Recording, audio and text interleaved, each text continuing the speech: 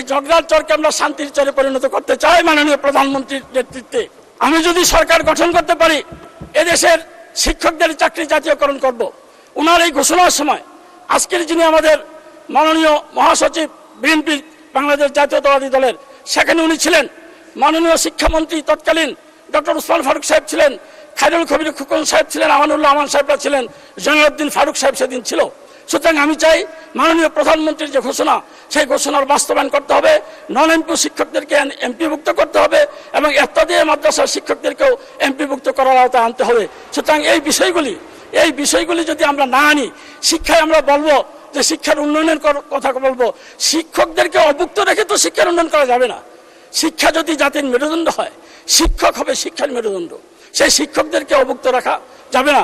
এবং আমাদের মাননীয় প্রধানমন্ত্রী চায় না শিক্ষকদেরকে অভুক্ত রাখার জন্য। মাননীয় স্পিকার, আজকে যেহেতু আমার সময় কম, আমি যদি আগের নির্ধারিত 8 মিনিট পাইতাম, আপনি 2 মিনিট দিলে 10 মিনিট হতো, এখন পাইলাম 9 মিনিট, আরো 1 মিনিট কম আছে আমার। তো যাই হোক, আমার নেতা শহীদ প্রেসিডেন্ট জিয়াউর রহমান, উনি শিক্ষাকে গুরুত্ব দিয়েছিলেন। বেগম খালেদা জিয়া আমাদের মা, উনি শিক্ষাকে গুরুত্ব দিয়েছিলেন। আমাদের নেতা, আমাদের মাননীয় প্রধানমন্ত্রী, উনি শিক্ষাকে গুরুত্ব দেওয়ার জন্যই কিন্তু উনি শিক্ষা খাতে সর্বোচ্চ বরাদ্দ রেখেছেন। আমরা চাই এই বরাদ্দটা আগামী 5 বছরের ভিতরে জিডিপির 5% উন্নীত করা হোক এবং 5% উন্নীত করে আমাদের এই সমস্যাগুলি দূর করতে হবে। মাননীয় স্বরাষ্ট্রমন্ত্রী এখানে আছেন।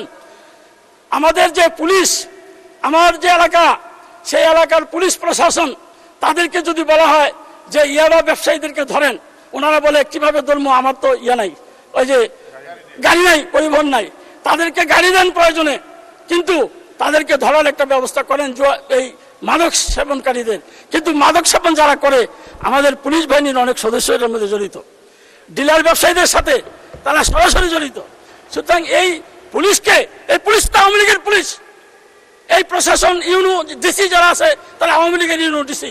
তাদেরকে কি করা হয়েছে, হয়তো মতিঝিল থানা থেকে ট্রান্সফার করে আপনি নারায়ণগঞ্জ থানায় দিয়েছেন, কিন্তু এরাই তো, এদের ভিতর থেকে আওয়ামী লীগের গন্ধ যায় নাই। সেই জন্য বাংলাদেশ জাতীয়তাবাদী দলকে বিতর্কিত করার জন্য, বর্তমান সরকারকে বিতর্কিত করার জন্য পুলিশ কাজ করছেন, এই প্রশাসন কাজ করছেন। আমাদের এমপিদের কথা তারা শোনে না, তারা তাদের কাজ দিয়ে ব্যস্ত থাকে। সুতরাং সত্যিকার ভাবে যদি এই বাজেট বাস্তবায়ন করতে হয়, তাহলে এই প্রশাসনকে এবং এই পুলিশ বাহিনীকে জেলে সাজাতে হবে। এই পুলিশ দিয়ে বাংলাদেশের কখনো মঙ্গল আমরা আশা করতে পারি না। মাননীয় স্পিকার, আমার এলাকার রাস্তাঘাটের জরাজীর্ণ অবস্থা, এই ভাটাইচর থেকে হোমনা যাওয়ার যে রাস্তা, সেই রাস্তার অধিকাংশ অংশই ভাঙ্গা এবং তিতাসের অনেক অংশই ভাঙ্গা। তিতাসে আরেকটা মিনিট দেন আমাকে, 7 মিনিট হয়েছে, 7 সেকেন্ড আছে, আরেকটা মিনিট আগে থেকে দেন, আমি শেষ করে দেবো 1 মিনিটের মধ্যে। শেষ করেন তারপরেও। হ্যাঁ, এখানে একটা এলাকা আছে ঝগড়ার চর, এই ঝগড়ার চরকে আমরা শান্তির চরে পরিণত করতে চাই মাননীয় প্রধানমন্ত্রীর নেতৃত্বে। এবং এই তিতাস নদীর পরে এখান থেকে আপনার এই গ্রামটি সম্পূর্ণ একটা দ্বীপ এলাকা, বিচ্ছিন্ন এলাকা। এখানে আমাদের মাননীয় এলজিআরডি মন্ত্রী, মাননীয় মহাসচিব, উনি পদক্ষেপ নিয়েছেন এই নদীর উপর সেতু নির্মাণ করার জন্য। সেই জন্য আমি মাননীয় মহাসচিবকে এবং আজকের আমাদের স্থানীয় সরকার যে মন্ত্রী, ওনাকে ধন্যবাদ জানাচ্ছি এবং মাননীয় প্রধানমন্ত্রীকে ধন্যবাদ জানাচ্ছি।